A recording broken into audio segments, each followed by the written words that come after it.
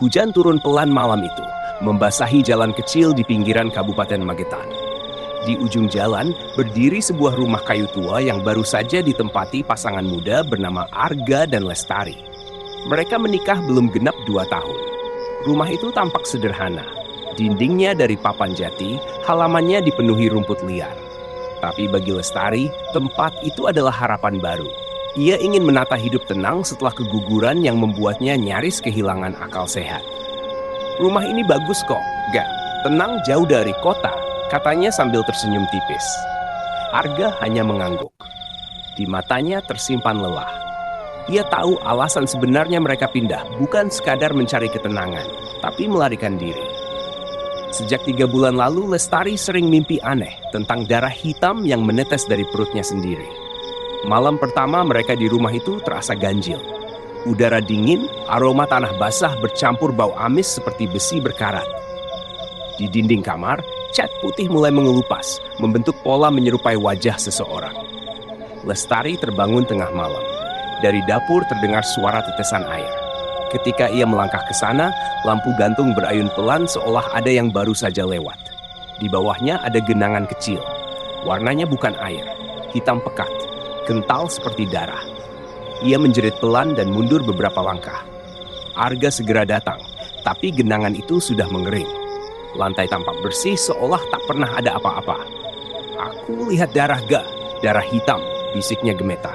Arga memeluknya erat. "Mungkin kamu masih capek, Tari. Sudah, istirahat dulu." Namun malam berikutnya kejadian itu terulang. Bahkan lebih parah.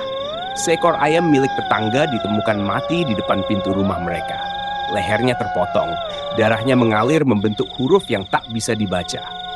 Arga mulai curiga. Ia mendatangi Pak Darsa, tetua kampung yang dikenal paham hal-hal gaib. Lelaki tua itu hanya menghela napas saat mendengar nama mereka. "Kalian tinggal di rumah itu?" tanyanya lirih. "Itu rumah keluarga Santoso. Dulu menantunya kena getih ireng." Arga menelan ludah. Ia belum pernah dengar istilah itu.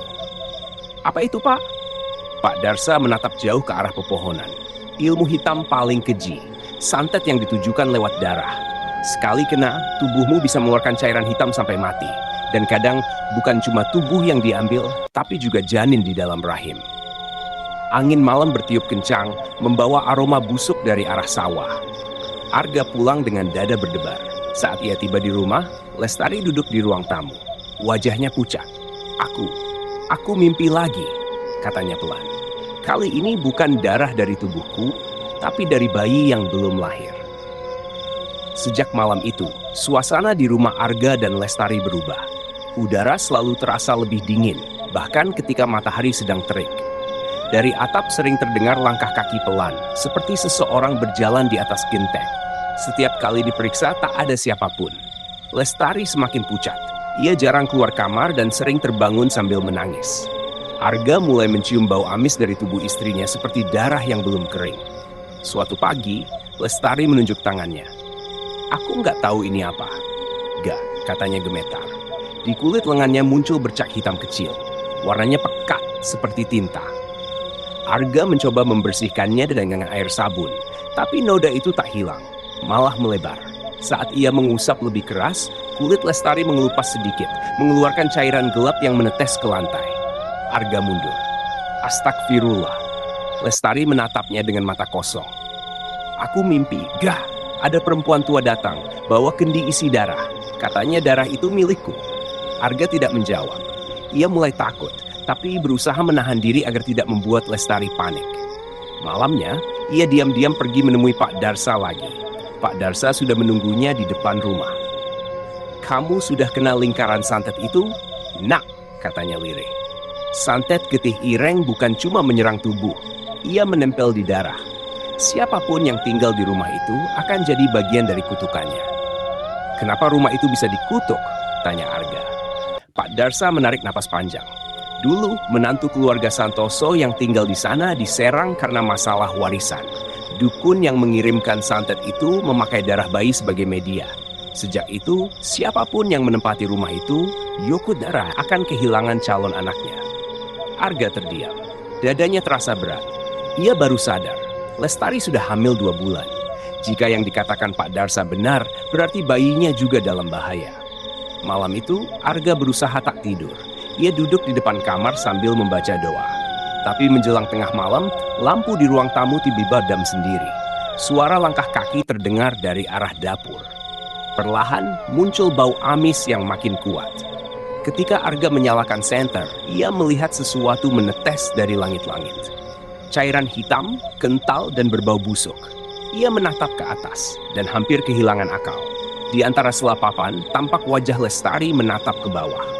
Matanya terbuka lebar, bibirnya bergetar seperti berdoa tanpa suara. Namun tubuhnya masih terbaring di tempat tidur. Arga menjatuhkan senter, napasnya memburu. Cairan hitam menetes di pipinya, terasa hangat. Saat ia usap, darah itu justru mengeluarkan aroma manis yang aneh. Dan dari kamar terdengar bisikan, "Darahmu miliknya." 3 hari berlalu sejak malam itu. Lestari semakin lemah. Tubuhnya pucat, matanya cekung, dan suaranya bergetar setiap kali berbicara. Namun perutnya justru membesar cepat, seolah kandungannya bertambah usia dalam hitungan jam. Arga membawa Lestari ke bidan desa. Perempuan parubaya itu terdiam lama saat memeriksa. Tangannya gemetar, lalu berkata pelan, "Janinnya, detak jantungnya tidak seperti manusia biasa." Arga menatap heran. "Apa maksudnya, Bu?" Bidan itu menatap ke arah jendela. "Malam ini jangan biarkan istrimu sendiri," ujarnya pelan. "Kalau bisa, jangan biarkan dia tidur." Sepanjang perjalanan pulang, pikiran Arga kacau. Ia memeluk Lestari yang terus menggigil di kursi penumpang.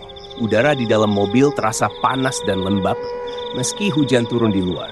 Sesampainya di rumah, bau amis kembali menyambut. Kali ini lebih kuat, menusuk sampai ke tenggorokan. Dari kamar terdengar suara gemericik seperti air mengalir. Ketika Arga membuka pintu, ia membeku. Lantai kamar penuh darah hitam yang mengalir dari bawah tempat tidur. Di atas kasur, Lestari duduk memeluk perutnya sambil tersenyum aneh. "Dia sudah datang, nggak?" bisiknya. "Siapa?" "Anak kita." Arga menatapnya ngeri. Perut Lestari bergerak pelan seperti ada sesuatu menggeliat di dalamnya. Lalu terdengar suara kecil, seperti napas bayi, tapi basah, berat, dan berulang dari dalam rahim. Tiba-tiba lampu padam. Gelap total. Hanya suara itu yang terus terdengar. Arga meraba meja mencari senter. Saat cahaya menyala, ia melihat sesuatu yang membuat darahnya membeku. Dari perut Lestari menetes cairan hitam ke lantai, membentuk genangan besar. Dan di tengah genangan itu, muncul telapak tangan kecil berwarna hitam legam yang merangkak keluar. Arga menjerit dan menarik Lestari ke belakang. Namun tangan itu mencengkeram pergelangan kakinya. Dingin, licin, dan terasa hidup. "Apa itu, Ga?" teriak Lestari ketakutan. Arga mengguncang kakinya, tapi genggaman itu semakin kuat. Dari bawah tempat tidur, sosok hitam mulai muncul perlahan. Bukan bayi, melainkan sesuatu yang menyerupai bentuk manusia kecil dengan wajah hancur dan mata putih kosong. Makhluk itu membuka mulutnya. Darah hitam mengucur keluar menyebar di lantai seperti kabut cair. Suaranya lirih tapi jelas. "Ibu, aku sudah pulang." Lestari menutup telinganya sambil menjerit.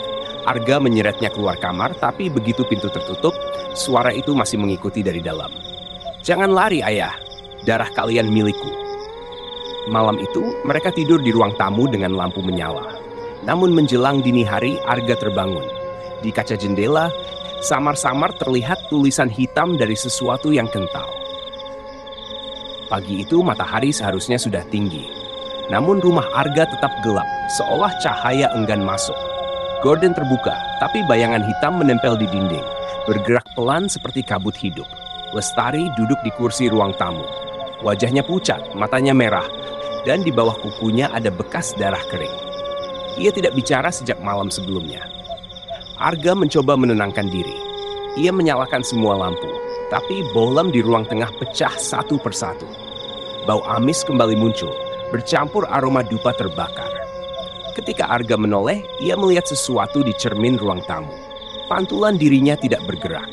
Wajah di dalam cermin menatap lurus ke arahnya, tapi bibirnya tersenyum lebar. Arga memukul cermin itu hingga retak. Dari retakan mengalir cairan hitam yang menetes ke lantai. Lestari berdiri pelan. "Dia masih di sini, Ga?" ucapnya lirih. "Siapa?" "Perempuan yang kirim darah itu.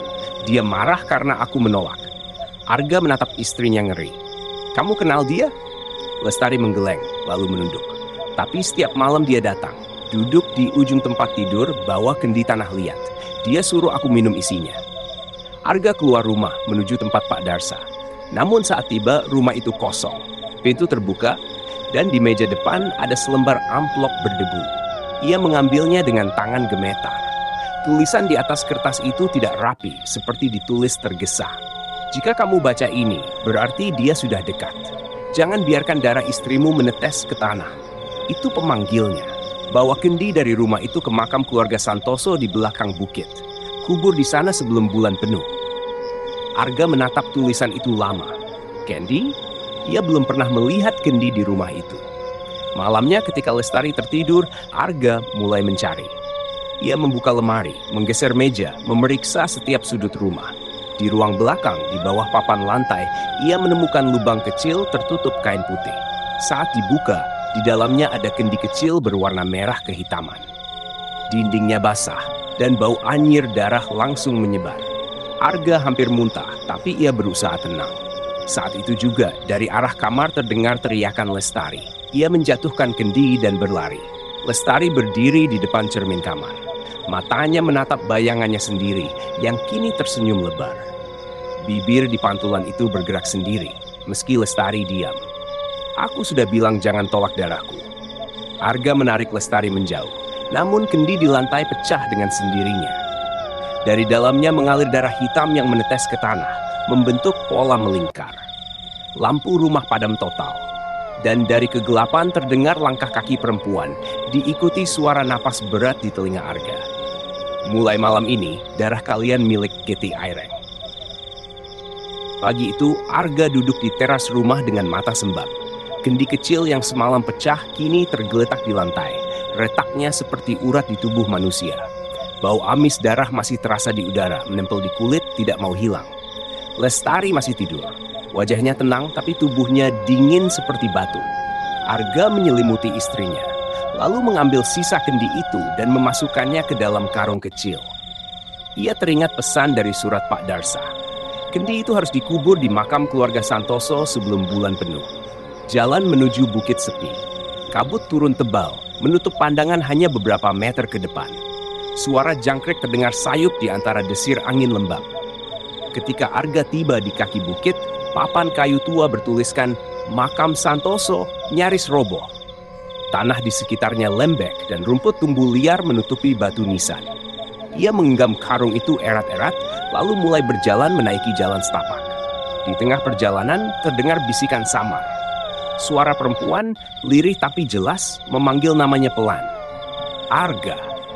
Ia menoleh cepat, tapi tidak ada siapapun. Hanya bayangan pepohonan yang bergerak pelan seperti sedang menonton. Setibanya di puncak bukit, ia melihat satu nisan yang lebih besar dari yang lain. Tulisan di batu itu samar, tertutup lumut. Namun ia bisa membaca sebagian. Dewi Santoso meninggal saat melahirkan. Arga menelan ludah.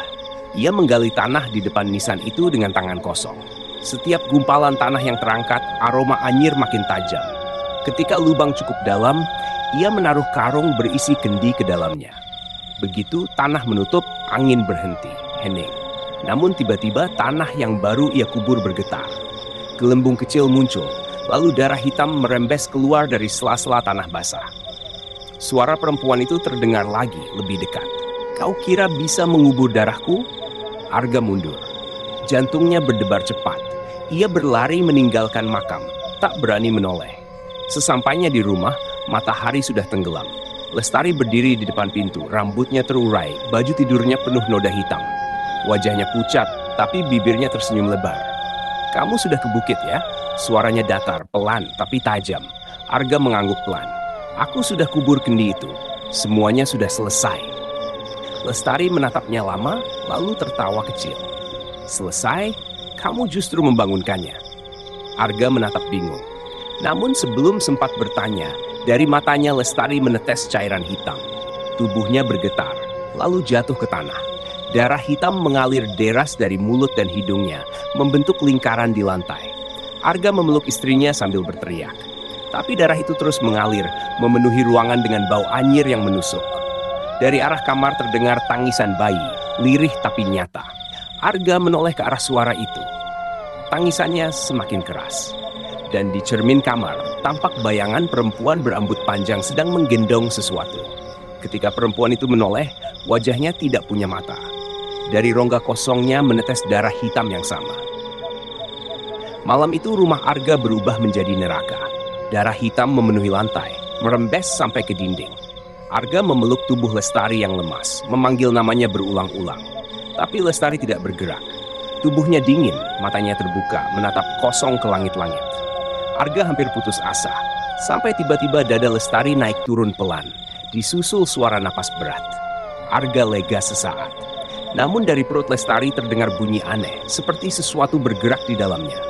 Arga terkejut. Ia menatap perut istrinya yang kini menggembung perlahan, seolah ada sesuatu tumbuh di sana. Lestari. Suaranya bergetar.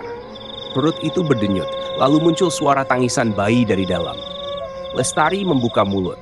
Darah hitam keluar bersamaan dengan suara perempuan asing. Dia kembali lewat rahimnya. Arga mundur ketakutan. Tangisan bayi makin keras. Perut Lestari robek sedikit demi sedikit, tapi tidak ada darah merah yang keluar. Hanya cairan pekat hitam beraroma busuk. Dari luka itu muncul tangan kecil, kulitnya kelam dan lengket.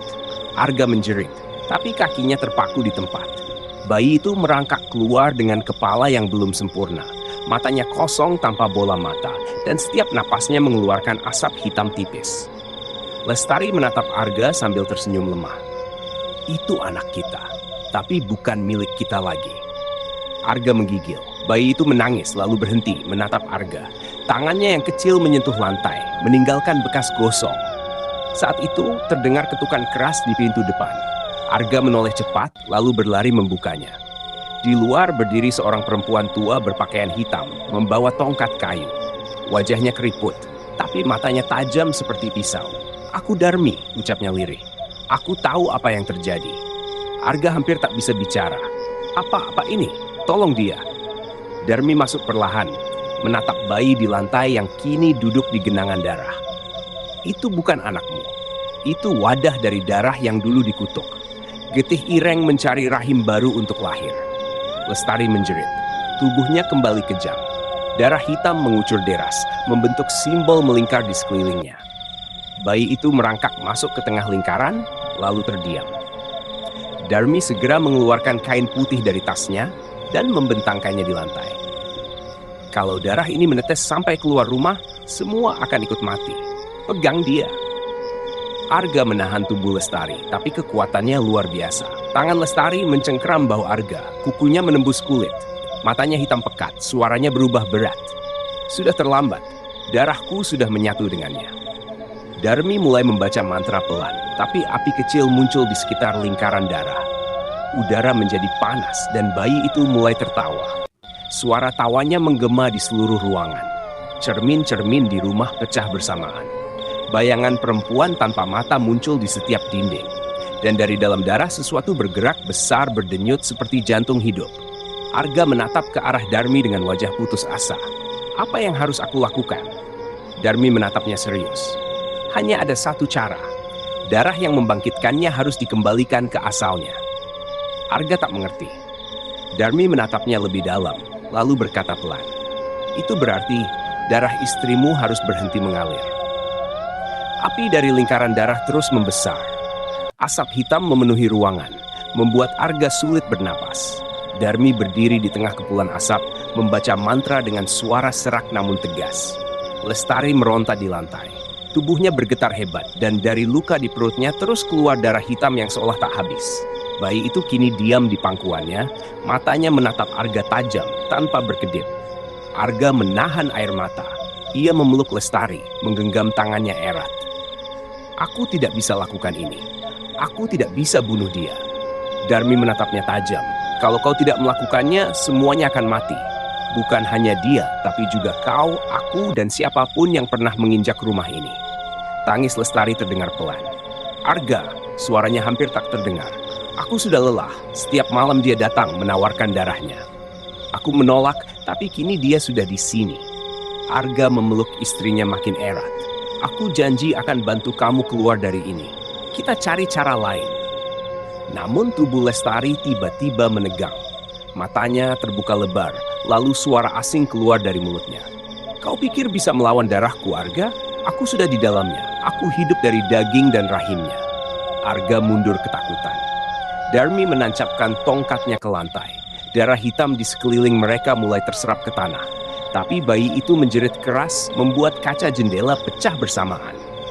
Dia tidak mau pergi, teriak Darmi. Arga menatap Lestari. Air mata bercampur darah menetes di pipinya. Lestari menatapnya dengan senyum penuh pasrah. Aku mohon, selesaikan ini gak? Tangannya menggenggam tangan Arga, lalu meletakkan pisau kecil yang biasa mereka pakai di dapur. Tangan Arga bergetar. Ia tak mampu mengangkat pisau itu. Namun di luar rumah, suara angin berputar semakin kencang dan tanah mulai bergetar. Darmi berteriak, "Lakukan sekarang! Jika darahnya tidak berhenti sebelum matahari muncul, roh itu akan menetap selamanya." Arga menatap mata istrinya untuk terakhir kali. Lestari mengangguk pelan, senyumnya tenang meski darah terus keluar dari tubuhnya. "Aku cinta kamu, Ga." Pisau itu akhirnya menembus dada Lestari. Suara tangis bayi berhenti seketika. Semua lampu padam. Hanya tersisa cahaya merah samar dari lingkaran darah yang kini perlahan memudar. Arga terdiam. Tubuh Lestari dingin di pelukannya, dan dari luka itu keluar asap hitam yang kemudian menghilang di udara. Darmi menutup mata dengan wajah penuh lelah. Dia bebas sekarang, tapi kau belum. Arga menatapnya kosong. Apa maksudmu? Darmi menunjuk lantai.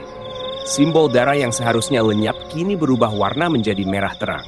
Di tengahnya muncul tetesan darah segar, bukan hitam lagi tapi merah, mengalir dari tangan Arga sendiri. Darmi menatapnya ngeri. Dia pindah. Sekarang darah itu ada di dalam tubuhmu. Arga menatap tangannya. Urat-urat di bawah kulitnya perlahan menggelap, bergerak naik ke lengan menuju leher. Dari matanya menetes satu garis darah hitam yang baru. Subuh datang dengan sunyi yang menakutkan. Asap hitam sudah hilang, tapi udara di dalam rumah terasa berat dan lembab. Arga duduk di lantai, tubuhnya gemetar, memeluk jasad Lestari yang kini kaku. Darmi berdiri tak jauh darinya, wajahnya pucat dan penuh cemas. Urat hitam di tangan Arga terus bergerak naik ke dada, berdenyut pelan seperti hidup. Darmi mencoba mendekat, tapi Arga mengangkat tangan, menahannya. Aku bisa rasakan dia di dalamku, napasnya, suaranya, semua. Darmi menggenggam tongkatnya erat. Kalau darah itu sudah menempel padamu, kau tidak bisa sembuh. Tapi mungkin kau bisa menghentikannya dengan satu cara. Arga menatapnya kosong. Cara apa?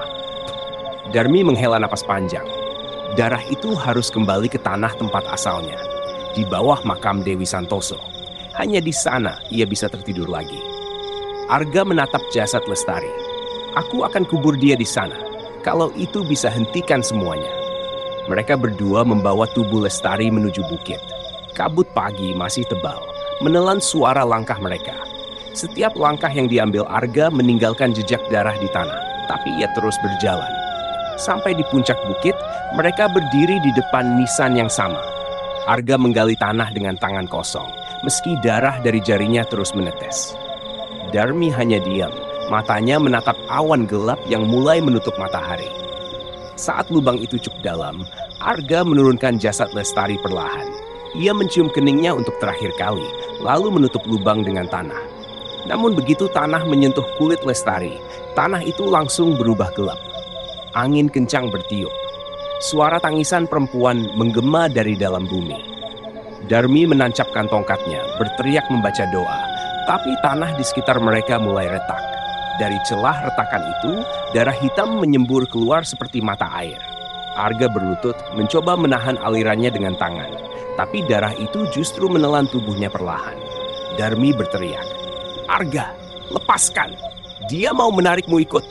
Namun Arga hanya menatap ke bawah. Suara Lestari terdengar pelan dari dalam tanah. "Sudah waktunya, Ga. Jangan lawan. Kita bersama lagi." Arga menutup mata. Tubuhnya perlahan tenggelam dalam pusaran darah hitam. Darmi mencoba menariknya, tapi tak sempat. Darah itu menelan mereka berdua, lalu menghilang begitu saja. Bukit itu kembali hening. Angin berhenti. Hanya nisan Dewi Santoso yang tersisa. kini tampak lebih hitam dari sebelumnya. Beberapa hari kemudian, warga menemukan rumah Arga sudah kosong. Di dalamnya hanya ada dinding yang penuh bercak merah kehitaman. Dan di tengah ruang tamu terukir tulisan yang seolah muncul sendiri. Darah tidak mati, hanya berpindah. Malam berikutnya, seorang keluarga baru datang menempati rumah itu. Seorang perempuan muda tersenyum puas melihat harga murah rumah tua itu. Akhirnya, rumah sendiri juga, katanya pada suaminya. Ketika malam tiba, lampu di ruang tengah berkedip. Dan dari cermin di dinding muncul bayangan sepasang mata tanpa bola mata menatap lurus ke arah mereka.